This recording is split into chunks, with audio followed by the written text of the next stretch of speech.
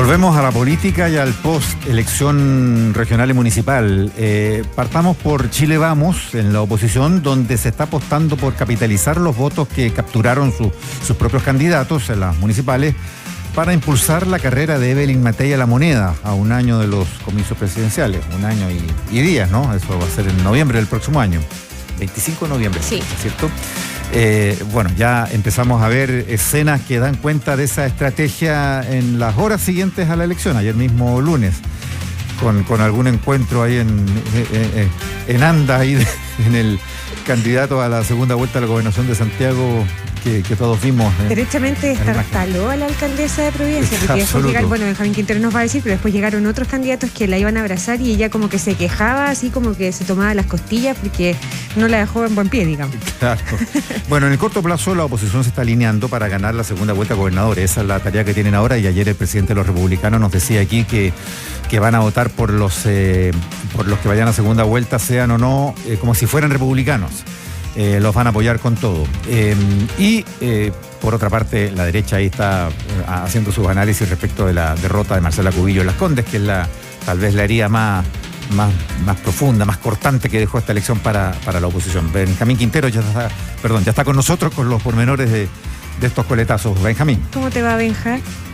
Muy buenos días, Mauricio, Paula. Si bien ella dice que no es candidata, todos los gestos que ha realizado de un tiempo a esta parte posicionan a Evelyn Matei como la carta de Chile Vamos para suceder a Gabriel Boric en la moneda desde el 2026. La actual alcaldesa de Providencia no fue a la reelección por el sillón municipal, hizo una gira con los candidatos de las elecciones de este fin de semana y recibió a los ganadores con un desayuno en su casa, en un desayuno donde, como ustedes decían, Francisco Rego la dio vuelta y finalmente la jefa comunal quedó con algunos dolores, podríamos decir. Después, cuando llegó Sebastián Sichel, trató de abrazarla y ella le dijo, con un poquito más de cuidado porque al parecer quedó media dolorida. Con todo esto, Matei dio claros gestos de la intención por llegar al gobierno y el peso que tiene su nombre en la coalición opositora. Por lo mismo, es inminente que Matei esté en la papeleta del próximo año, y así también lo hicieron notar los alcaldes electos que llegaron hasta su domicilio en la comuna de Las Condes y que ven en la jefa comunal una líder innata del sector. Tras el encuentro, Matei celebró los resultados electorales, llamó a la unión del sector y al trabajo conjunto. La vida y la política se hacen en equipo, se hacen con cariño, se hacen con lealtad, se hacen apoyándose mutuamente. Así vamos a sacar adelante nuestro país también, con cariño, en equipo. Y hoy día ya empezamos, bueno, primero obviamente nos felicitamos y disfrutamos este momento, pero también ya empezamos a trazar líneas para que puedan ser grandes alcaldes, alcaldesas y gobernadores desde el primer minuto. Ahora, en este nuevo ciclo que se abre, Benjamín, lo más inmediato es la elección, la segunda vuelta de gobernadores, donde hemos dicho la derecha tiene altas posibilidades de conseguir varias gobernaciones regionales. En las que ya están electas son 4 del oficialismo y solo una de la oposición.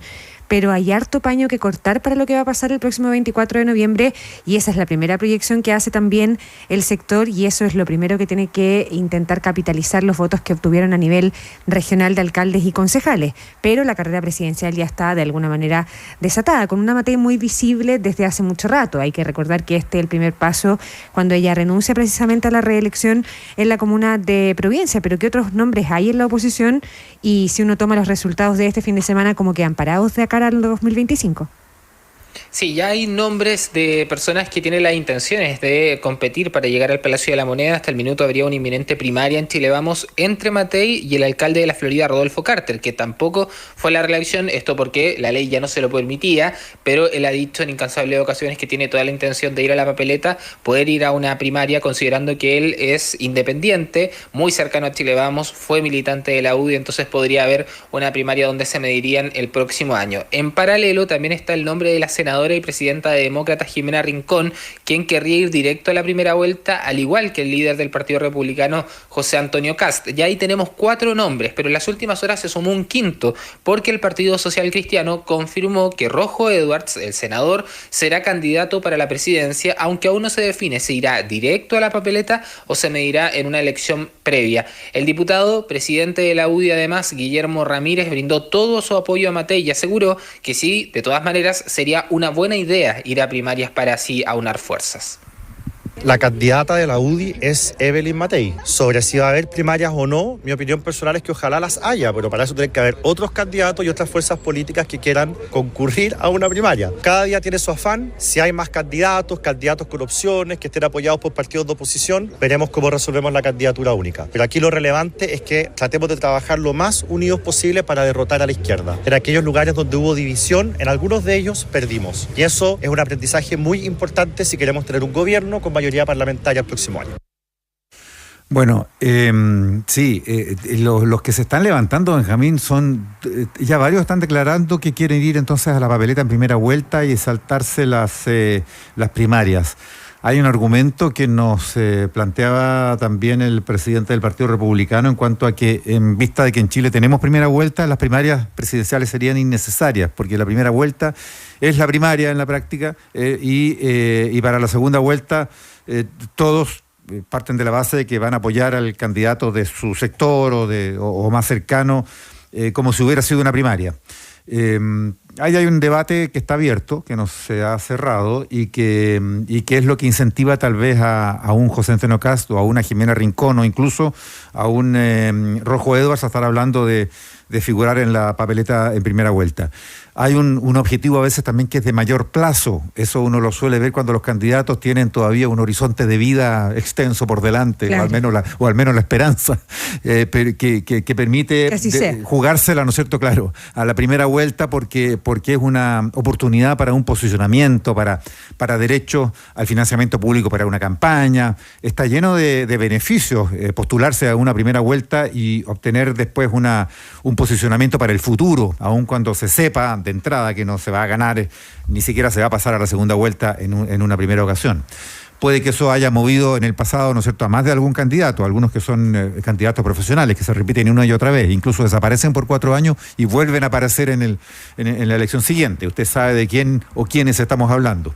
Bueno, Benjamín, pero también a mí me llama la atención que haya fuerzas políticas, y aquí lo comentábamos fuera de micrófonos con Paula Bravo, que escasamente, ni con un mínimo sentido común, podrían aspirar a posiciones realmente expectantes, donde entonces todo lo que acabo de decir, uno dice, ya, pero ¿qué sentido tiene si tampoco van a pasar, qué sé yo, cuál va a ser ese posicionamiento si obtienen un 2%, un 1%, un 5% en el mejor de los casos, o un 0 y tanto, como ha pasado muchas veces con los candidatos que van así como testimonialmente a una primera vuelta?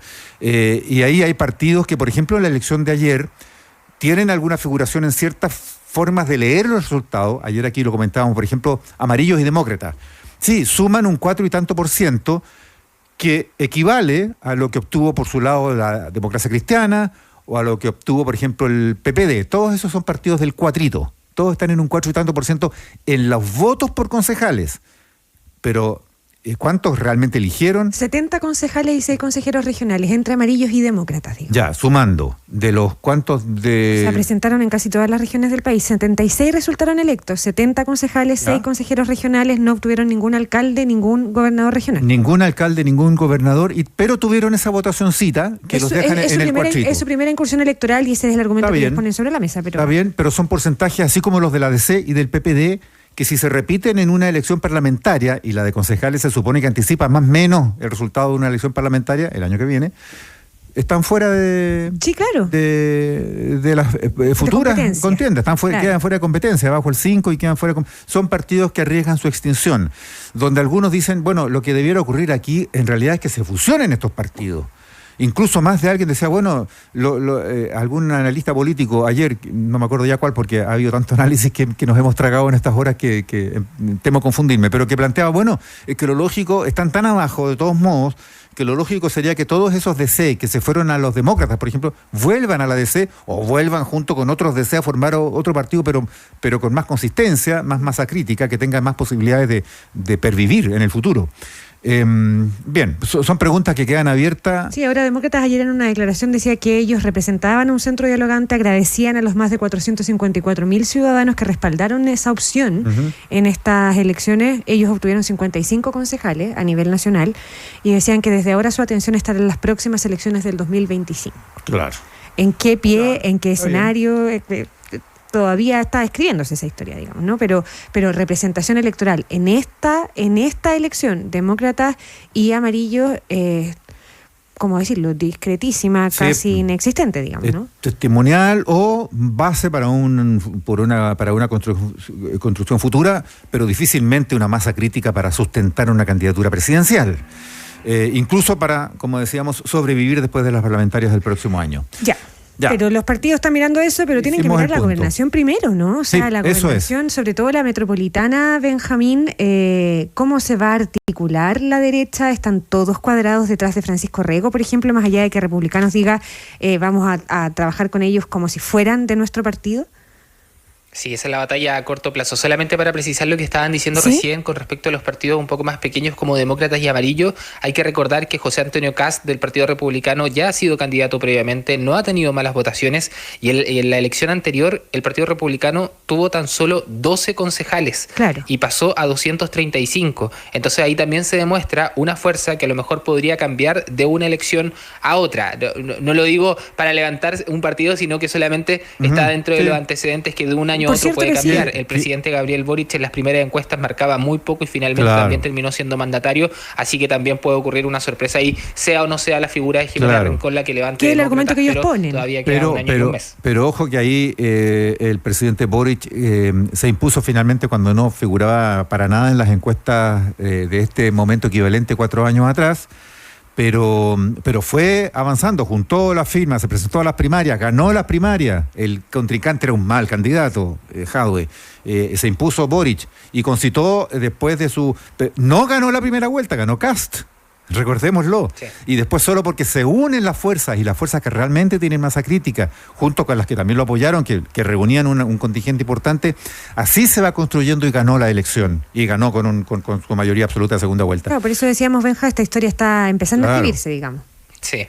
Sí, bueno, y finalmente también lo que decían de la primera vuelta, que esto podría funcionar como una especie de primaria, también es un riesgo porque hay comunas como, por ejemplo, o regiones como la de Antofagasta, donde también había una primera y una segunda vuelta de gobernadores regionales donde pasan dos candidatos del oficialismo. Entonces hay un riesgo que tendría que correr la oposición en este caso, es que si es que presenta más de un candidato. Con respecto a lo que mencionaban, la elección de gobernadores regionales es el desafío más a corto plazo, ya que el próximo 24 de noviembre se va a competir por 10 regiones. En dichos comicios destaca la carrera por quién se quedará con, por ejemplo, Valparaíso, donde compite María José Hoffman de la UDI, en Biobío con Sergio Yacaman, en la Araucanía con el actual gobernador Luciano Rivas y en la región metropolitana donde Francisco Rego es la carta de la derecha para sacar a Claudio Rego desde ese lugar. Arturo Esquella, presidente del Partido Republicano, destacó la unión de la oposición para las elecciones del próximo mes. Tenemos elección de segunda vuelta en 11 regiones. Nosotros tenemos la responsabilidad puntual en 2 de ellas. En el resto son los partidos de Chile Vamos. Y tal como lo dijimos desde un inicio, para nosotros en eso no va a haber diferencia. Habiendo alguien del Frente Amplio, del Partido Comunista, de la izquierda, que tanto daño le ha hecho particularmente en los gobiernos regionales, vamos a trabajar codo a codo porque gane alguien que cambie la suerte en los gobiernos regionales. Bueno, esa es la posición entonces que tienen desde el Partido Republicano, una alianza opositora que comienza a tomar forma en torno a un solo objetivo, sacar del puesto de poder al oficialismo, aunque a futuro dicha unión podría correr riesgos, podría terminar debido a las aspiraciones que tienen los distintos partidos para llegar a la moneda. Así, tal cual. Interesante. Son abiertas las elecciones de gobernadores a la segunda vuelta, sobre todo porque, bueno, alguna está cantado que van a tener un gobernador opositor porque van 2 opositores a la segunda vuelta. Y en otros casos, el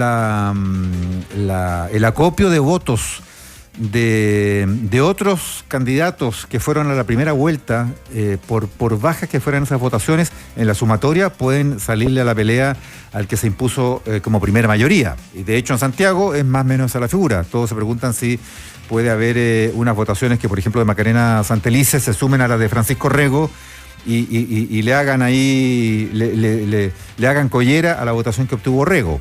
Vamos a ver, porque Rego también puede reunir otros votos que estaban ahí fuera de estos 2 finalistas de la segunda vuelta. Sí, Paulina García nos va a contar más adelante lo que está pasando con el oficialismo, que ayer también se desplegó con todos sus alcaldes electos en la región metropolitana, encabezados por Tomás Bodanovich, para apuntalar precisamente esa candidatura de Claudio Rego para el 24 de noviembre. Benjamín Quinteros, gracias por todo. Buen día. Buen día.